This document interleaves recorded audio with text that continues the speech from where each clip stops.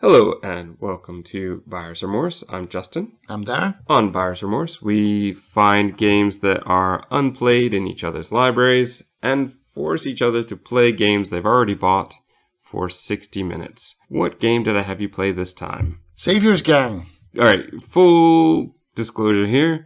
We've already recorded this episode. But I lost it.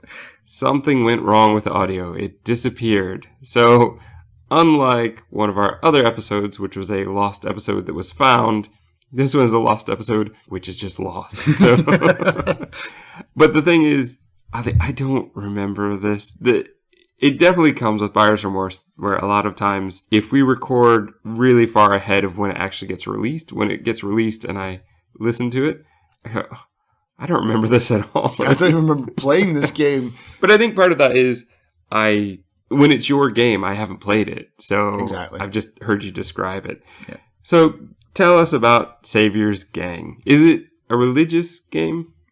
Kind of, I guess. You are Jesus.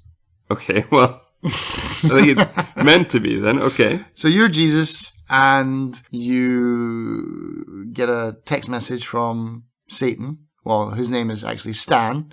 And it looks like a picture of Putin on his caller ID. And he says, hey, Jesus, I need souls because there's so much suffering in the world because of your dad and stuff. And people are really in bad shape. So if you can just bring me those souls, I'll fix everything right up. And so Jesus is just like, all right, you got a deal. And so that was easy. Yeah.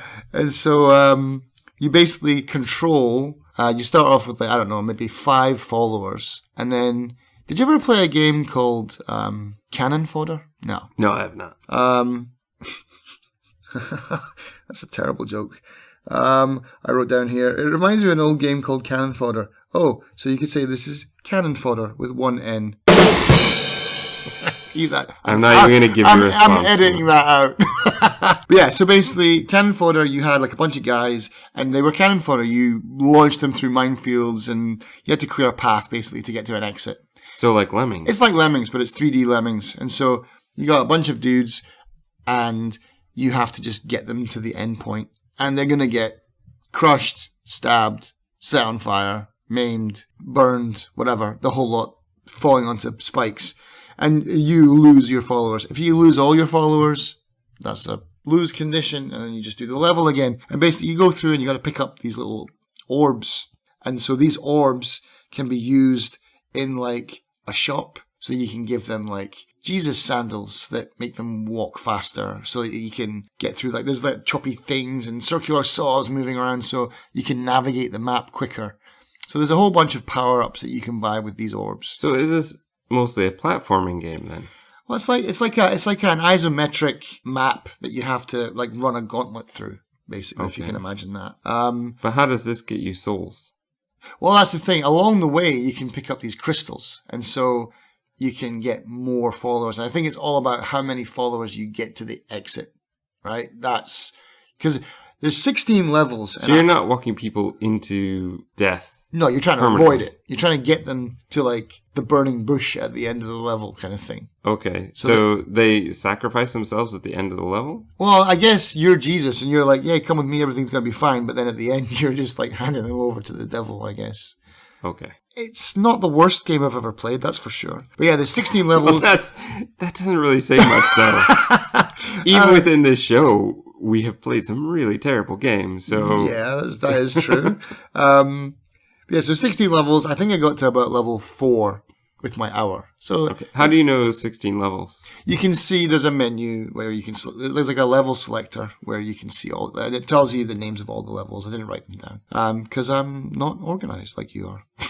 I've got 4 little lines of notes here, and I can't find my old notebook where I wrote all this stuff down. But no, I can remember most of it, and it's yeah, so you go through, and as you go through, there's a lot of humor where Satan will call you, God will call you, and there's a little back and forth between them. It's all just text. There's no voices in it. But you don't get options of what to say. Nah. It's more like cutscenes. Just like a rolling text on the side of the page kind of thing. Does this happen while you're playing? Yes. Or is it? Oh, really? Yeah, so it can is be that a not bit distracting? Yeah. But yeah, so basically you can get these crystals that will either replenish your followers, or if you've not really killed any of your followers by accident, then it'll give you more followers. One really funny thing is, like, so basically I think the limit is 10. It might be more later on with power-ups. Maybe you can start collecting up to 20 or something like that. But I only ever got up to 10. And it's quite funny because 10 is like, you've got like a picture of Jesus' face, and I guess he's like your health bar, you know, like the old chickenometer kind of thing, like or the ham bone thing where the ham starts and turns into a bone. So Jesus at level 10, he's like Buddy Christ. And then as you go down, his face just gets more and more kind of depressed. By about 3 followers, he's like wearing dark sunglasses and is hungover Jesus. And then by 1, it's just like bloodshot eyes, like, oh my God, it's like big-eyed, bug-eyed Jesus. And then there you go, you're done. But yeah, so this game is so simple. It's basically Lemmings. Oh, that alarm. Yes. Oh, yeah, because it came on last time as well, even though I've got everything muted. Yeah, okay. That's all right. Note to self. Right, so... It's basically Lemmings. Yeah, so it's basically Lemmings, 3D Lemmings, and you just got to point and click on a map. And, like, if you double-click, they'll run. If you single-click, they'll just walk. You can get them to interact with objects. You can push blocks into pits so you can walk over the top of them. Pits filled with spikes, you like push a big crate into the hole and then it'll drop down and then you can walk across. There's pressure pads to step on to stop flamethrowers from murdering you, or to like change the alternation of like these circular saws. There's a whole bunch of just like things like just to help you try and avoid death, basically. So with these followers, are you controlling each one individually? Are you treating them as one giant group? Yeah, they move as a pack. But the game is pretty buggy. So if you're going around behind, like I found a lot of times, if I walked behind something, followers would get stuck.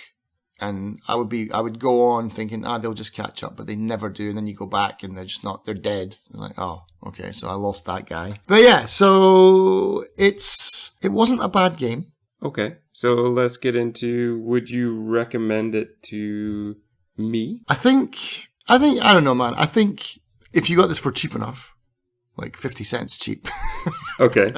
What would it be normally, do you know? So yeah, it's $5. And it's got like good reviews actually. It's mostly positive. But at $5, I don't know. It's a really... Maybe most people got it on sale. Yeah, probably. Or bundled. I don't know where I got this. This is one of these ones that's lost to the ages as well. Just like, I got so many games now I don't even remember. But I don't think I bought this. This was definitely, what do you call it? What was that website we used to go on all the time? But I don't really go on it anymore. What, Indie Gala? Yeah, Indie Gala. This might be an Indie Gala one. Definitely fits. But yeah, $5 for it. I mean, well, 1 hour to finish 4 levels, probably more to get through all 16. It could be on track for the old ratio for that. Yeah, for playtime, but amount of actual enjoyed playtime. Yeah, that's the thing. It's like, I like my hour of it. And so to answer your next question, I probably will not be going back though. Okay. So you enjoyed 1 hour, but no more. You would probably recommend it to me, but on sale, would you recommend it to everyone? Who would you recommend it to, I guess?